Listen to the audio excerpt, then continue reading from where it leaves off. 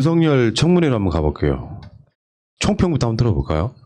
윤석열 청문회를 이제 뭐 하루 종일 보셨던 분도 있겠지만 그 윤석열 특유의 말투나 나오는 메시지가 확실히 이 사람은 내가 봤을 때는요 정무적 감각은 제로예요. 그러니까 이게 적당하게 뭔가 국민적 여론도 얻고 좀 그래야 되는데 확실하게 그런 느낌이 있더만요. 좀 더 정확히 말하면 이 사람은 검찰주의자가 맞더라고요. 그러니까 민주적 개념이 하나도 없는 상태에서 검찰주의자의 느낌을 그냥 그대로 보여주고 있더라고요.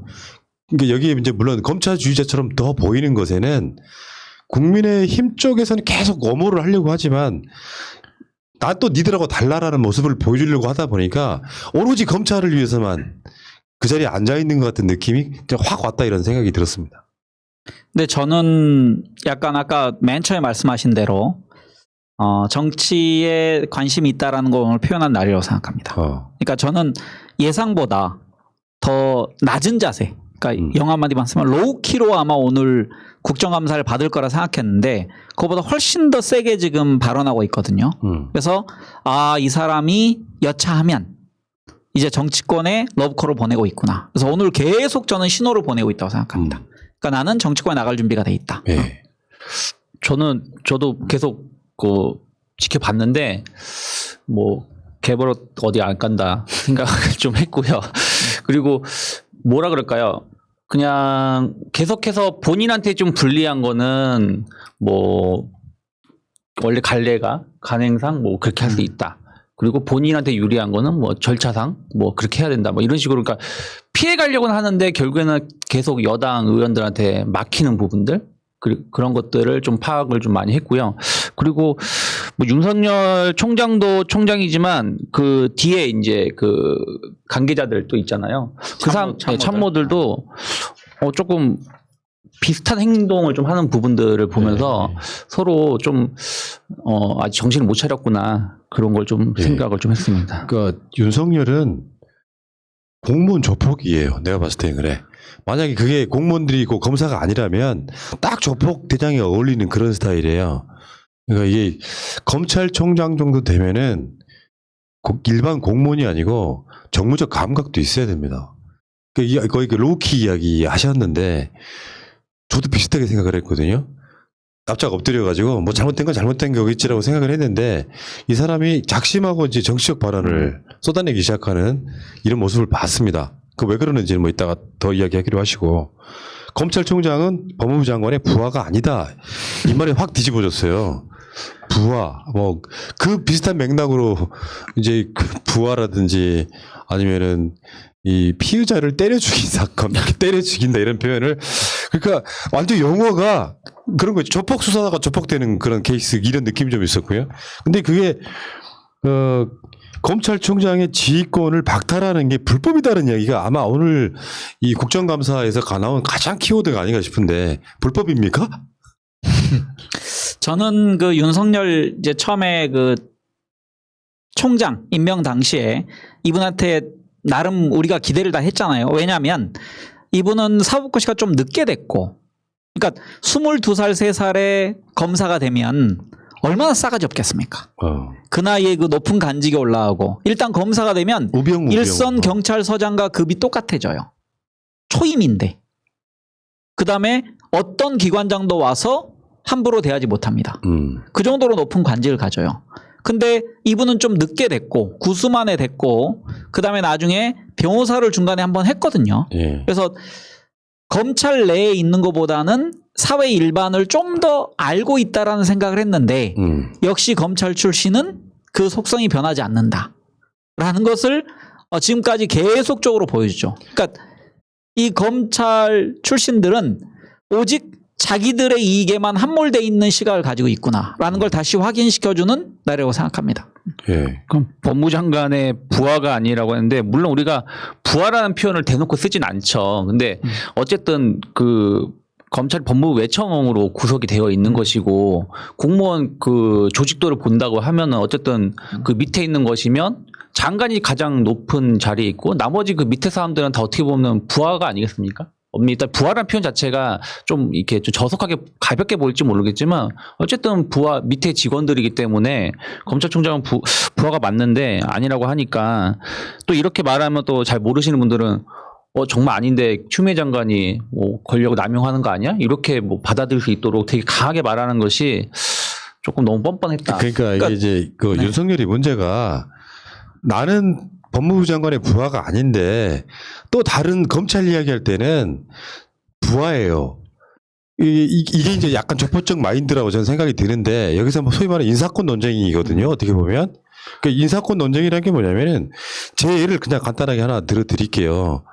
예를 들어서 쉽게 표현하면 내가 패널을 쓰는 것은 내 스스로가 방송이 필요하니까 쓸 거 아니에요.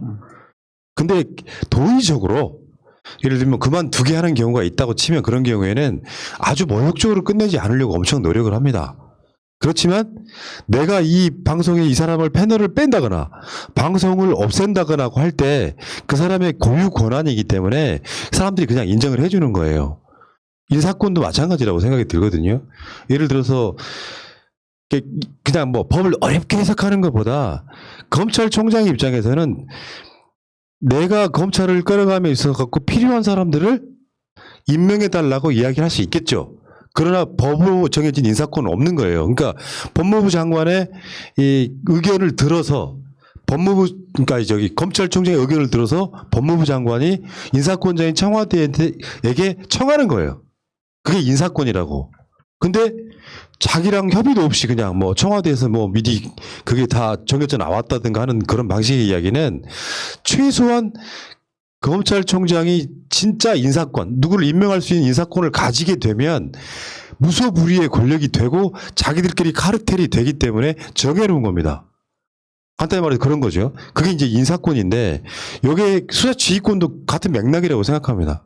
인사권을 가진 사람이 이 수사 지휘함에 있어가지고 이 법무부 자체의 역할이 그런 거니까 법무부 역할이 검찰을 감독하는 것뿐만 아니라 뭐 여러 가지 그 검찰의 역할이 있겠지만 기본적으로 현대 사회가 되면서 검찰은 법무부가 문민 통제를 하지 않으면 괴물처럼 커버릴 수 있기 때문에 그 과정에서 인사권과 수사 지휘권을 가지고 있다가 뭔가 잘못되어 있는 거. 물론 뭐 이제 검찰총장 당사자의 문제, 측근의 문제, 가족의 문제가 다 있겠죠.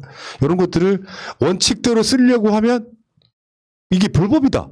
오늘 윤석열의 최고 히트는 그거예요. 법무부 장관의 수사 지휘가 불법이다라고 이야기를 해버리는 경우. 이거는 사실은 검찰주의자이면서 스스로 정치하겠다는 의도가 그냥 그대로 드러난 겁니다. 이게 논란이 될 거 아닙니까? 계속해서 이제. 그러니까 우리나라의 그 공권력을 행사하는 기관들이 있습니다. 그러니까 군, 경찰, 그다음에 검찰, 그다음에 이제 좀 하나 넓게 잡으면은 국정원. 근데 그것들은 문민 통제를 하지 않으면 무한한 권력을 그 행사하고 확장하려고 노력합니다.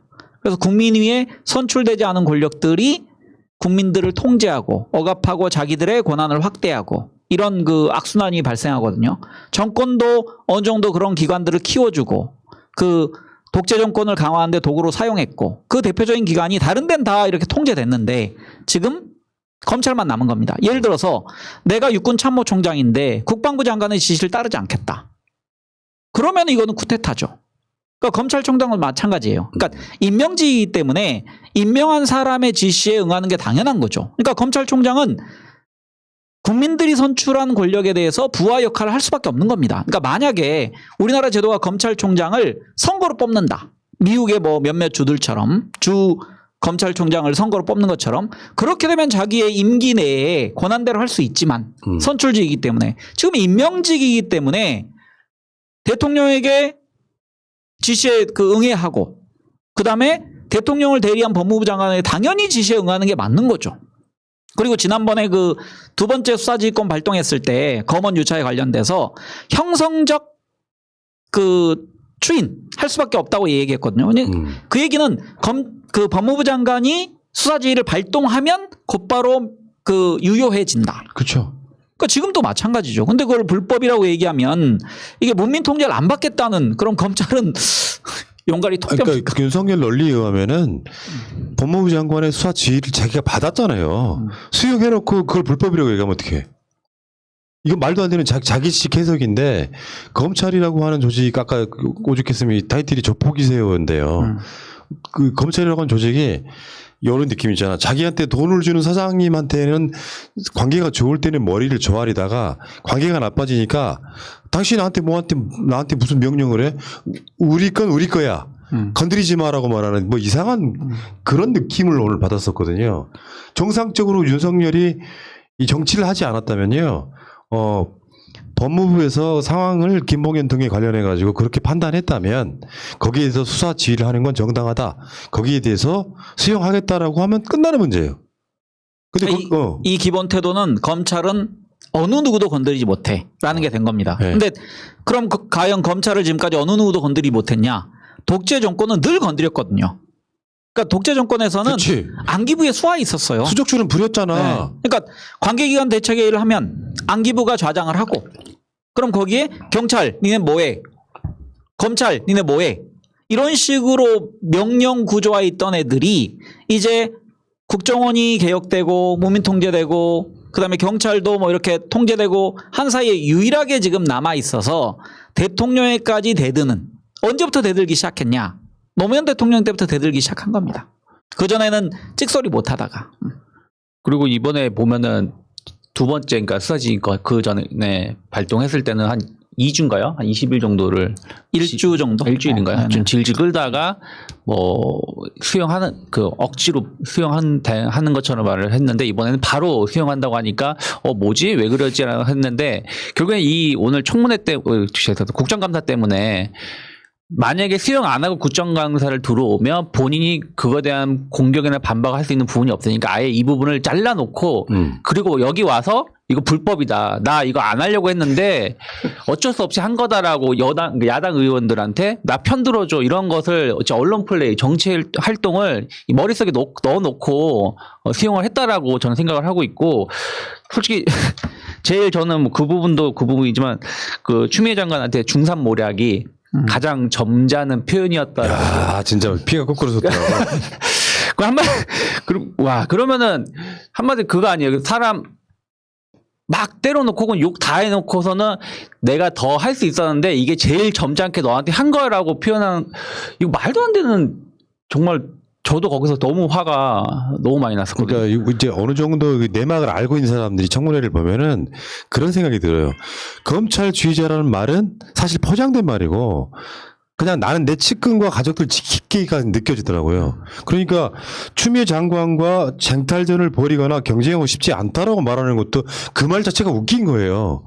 굳이 말하면 이게 이제 잔뜩 목에 힘이 들어가가지고 추미애 장관하고 나하고 이런 경쟁하고 싶지 않아요. 이렇게 말하는 그 말 자체가 필요 없는 말이라고요. 당연한 거잖아요. 그러면서 오히려 경쟁한다는 느낌을 줘버리는 그런 형태. 그러니까 오늘 청문회를 중심으로 해가지고 정치에 살짝 반발짝 발을 좀 담근 상태에서 총장직은 유지하면서 계속해서 임기 끝까지 추미애 장관이나 정부하고 이렇게 대립각을 세워가겠다. 요 느낌이 오늘 국정감사의 총괄 평이라고 저는. 그러니까 제가 보기에 그 어떤 문제가 있냐면요. 그러니까 문재인 대통령의 성정상 사퇴시키지 않습니다. 즉 자르지 않는다는 얘기죠. 그러면은 민주당이나 정부 입장에선 바라는 건 뭐냐면은 자진 사퇴예요. 근데 만약에 자르게 되면 이제 윤석열은 어떤 구도가 되냐면 순교자가 되는 겁니다.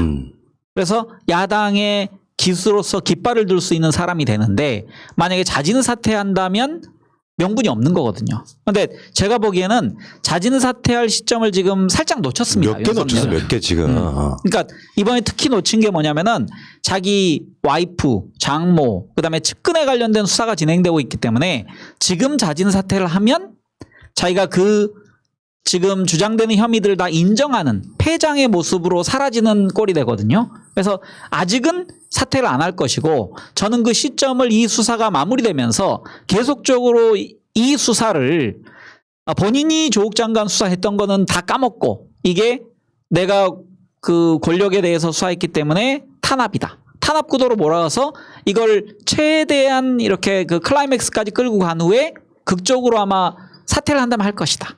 그래서 그 대선 가도에 관련돼서 시점을 맞춰서 저는 만약에 사퇴한다면 시기는 12월 말 1월 초쯤 가야 대선 가도에 돌입할 수 있다. 그러니까 제가 봤을 때는 윤석열은 최대한 그 국민의 지임 쪽에 자기 가치를 좀 올려놓고 문재인 정부 내부에서 계속 흔들기를 하면서 오늘이 아마 벼르고 별렸던 기회였던 것 같아요. 쏟아지는 말들이라는 게 뭐랄까 아까 다시 말씀드리지만 마치 검찰을 지키기 위한 느낌도 있지만요. 제가 봤을 때는 검찰들이여 내 말을 따라줘. 그러면 사실은 자기 이권 지키기의 느낌이 굉장히 많이 났다 이런 생각이 들고요. 이게 있잖아요. 다 짜놓고 검찰 인사 이런 적이 없다. 뭐 이 이야기거든. 저번에 이제 인사권을 그러니까 인사권이 있다 없다 표현은 좀 정확한 건 아니고 그러니까 검찰총장의 의견을 들어서라는 그 구절 때문에 검찰총장의 의견을 들어줘야 되는 거 아니야? 이것은 제가 봤을 때 선택 사항인 거죠. 법무부 장관이 이제 우리도 장관도 그렇게 하잖아요. 장관을 할 때는 국무총리한테 제청권이 있어가지고. 근데 사실 청와대에서 어떤 장관을 낙점을 하고 싶어요. 또는 진짜로 국무총리가 홍남기 부총리처럼 이 사람 장관 만들었으면 좋겠다 자기 의견을 개진하기도 합니다. 법에 정해진 이 제청권이라는 게 그런 의미거든요. 그런데 국정을 운영하는 데 있어서 총리의 어떤 권한을 인정해 주긴 하지만 한 정권이기 때문에 예를 들어 어떤 다른 장관을 임명하고 싶어요. 청와대 그 라인에서. 그러면 국무총리한테 제청권 행사해 달라고 말하는 그 과정을 거치면서 그렇죠. 임명이 되는 거거든요. 그 법무부 장관이 사실상 인사권을 갖고 있는 대통령한테 이러이러한 사람을 청해 주세요 할 때는 아무도 없는 걸 그냥 가져와 가지고 청해 주세요가 아니라 청와대 내부에서도 갖고 있는 안 같은 게 있을 거예요. 이런 것들이 서로 주거니 받거니 하면서 공식 과정을 거치는 겁니다. 근데 윤석열 스스로가 다 짜놓고 검찰 인사 이런 적이 없다라고 이야기하면 이걸 굉장히 논리를 비약하면 청와대에서 완전히 까이고 있는 거예요. 간단히 말하면 인사권자한테 완전히 까이고 있는 거라고. 그러니까 제가 알기로는 그 법무부 장관이 검찰총장과 협의할 수 있다 이렇게 돼 있는 걸로 알고 있는데 협의라는 건 합의가 아닙니다. 그러니까 검찰총장이 저 인사안에 반대합니다. 그래서 법무부 장관 인사를 못하는 게 아니거든요. 그러니까 대통령의 명을 받아서 법무부 장관 인사를 하는 거기 때문에 이건 결국은 청와대 대통령 의지가 실려있는 인사를 할 수밖에 없는 거죠. 근데 지금까지 그러면 윤석열 총장이 작년에 취임했을 때는 왜 그 당시 그 박상기 법무부 장관이 청을 들어줬냐. 윤석열에게 힘을 그냥 검찰을 개혁하겠다라는 약속을 했기 때문에 그걸 믿고 그럼 당신이 검찰 개혁할 수 있는 라인업을 만들어 봐라. 그래서 약간 예외적이고 이 사람의 힘을 실어주는 목적으로 한 거지. 내가 지난번에도 그랬는데 이번에도 똑같이 해주세요. 아니 1년 동안의 과정에서 검찰 개혁이 지지부진하고 오히려 기득권을 강화시키려는 구조로 갔기 때문에 여기에 대해서 문민 통제 견제를 해야 되는 거거든요. 맞습니다. 그러니까 거기에 대해서 지금 이게 부당하다고 얘기하면 원칙으로 돌아간 겁니다. 네. 그러니까 우리가 예를 들어서 식당에서 주문할 때 어떤 사람한테 오늘 네가 알아서 주문해놔 그럼 우리 가서 회식할 때 먹을 테니까. 근데 주문을 엉망으로 해놔버리면 그 다음에 안 시키잖아요. 야 저번에 하니까 야 다른 사람 시켜 이렇게 하는 것처럼. 그런 적 있었죠. 비유가 굉장히 현실적이야. 그런 것처럼 본인이 그 말씀하신 것처럼 기회를 정말로 풍성하게 줬는데 그거를 완전히 뭐 개밥 그릇처럼 만들어 놓고서는 이제 와서 자기 권한 달라고 하면 그게 과연 먹힐 것인가. 국민들도 네. 바보가 아니거든요. 어떤 압력이 있어도 내 소임을 다할 것이란 말은 임기 끝까지 가겠다는 소리 아니에요? 그렇게 느껴지지 않습니까? 그러니까 두 가지죠.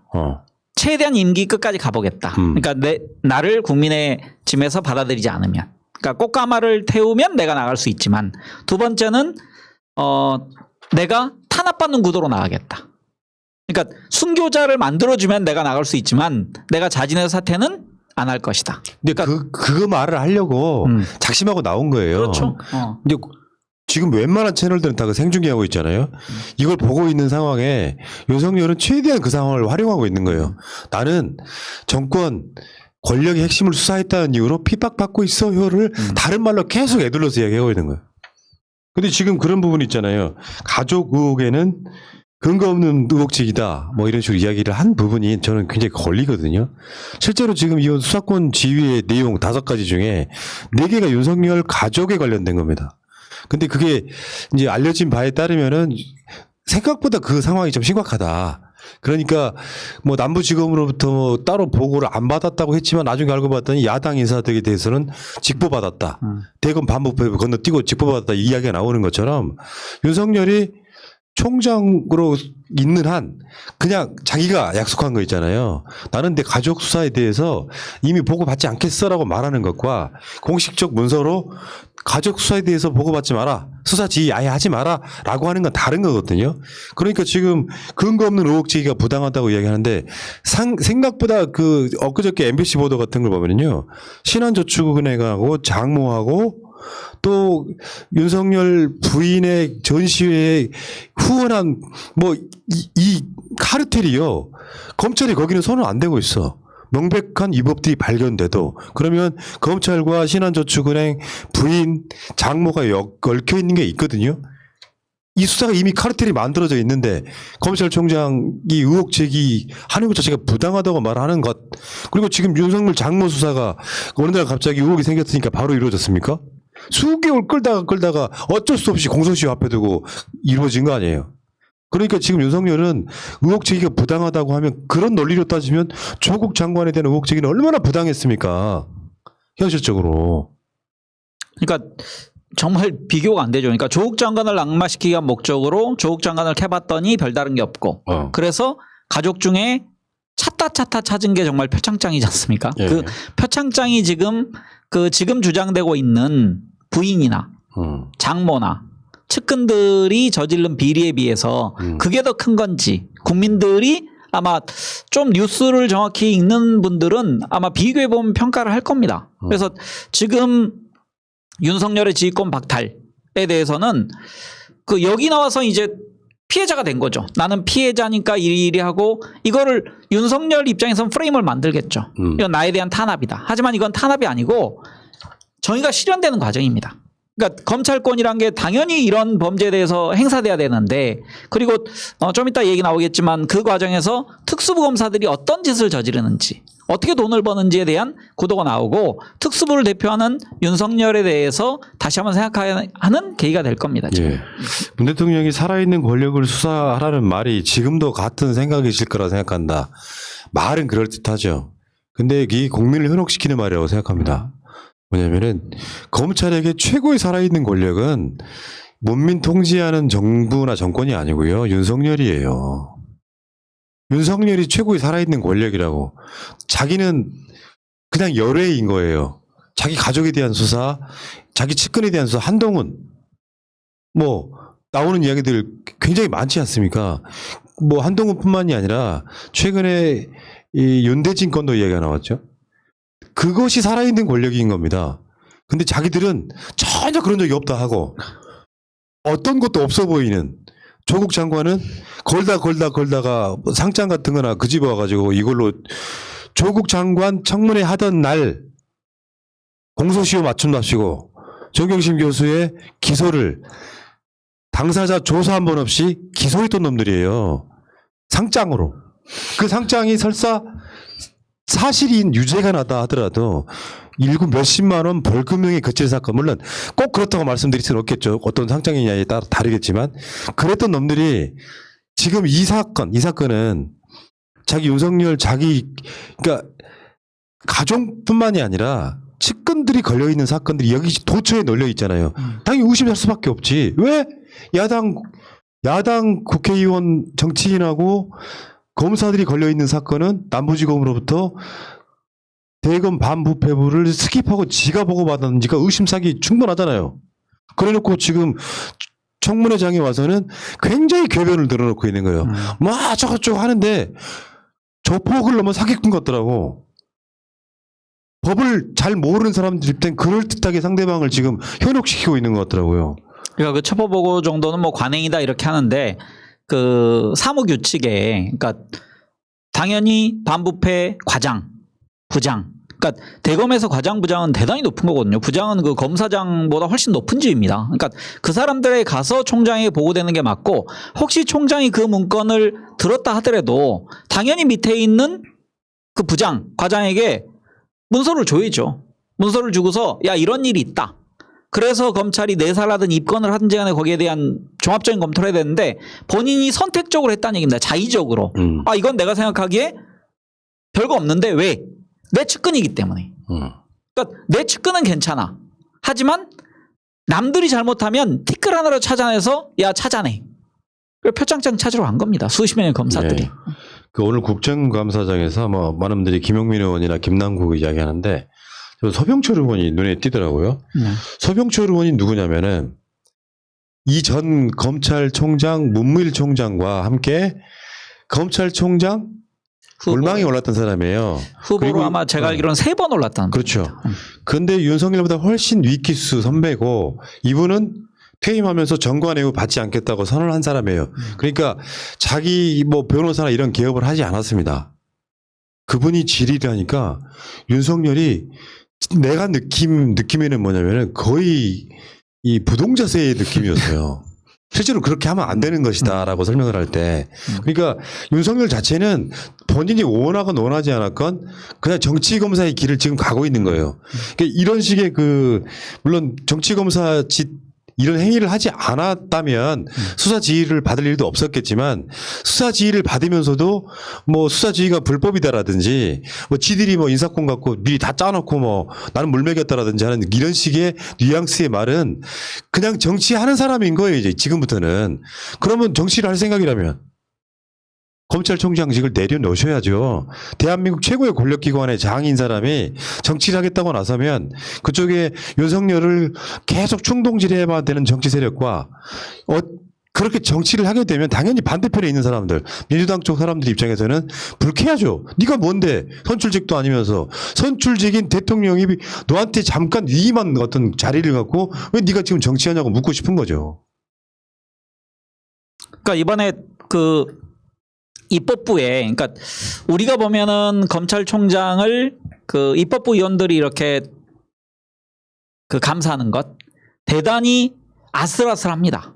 저러다 정말 인간적으로 싸움 나는 거 아닌가. 특히 제가 보면서 박범계 의원하고 윤석열은 사시 동기거든요. 연수원 동기이기 때문에 인간적으로 제가 가까운 걸로 알고 있는데 처음부터 목소리를 높이면서 박범계 의원이 뭐 집중적으로 공격을 하더라고요. 그거 보면은 입법부가 얼마나 중요한지를 다시 한번 깨닫는 계기가 됐고 제가 이제 찾아보다 보니까 미국 같은 경우 헌법 1조가 뭐냐면은 입법부에 관련된 거예요.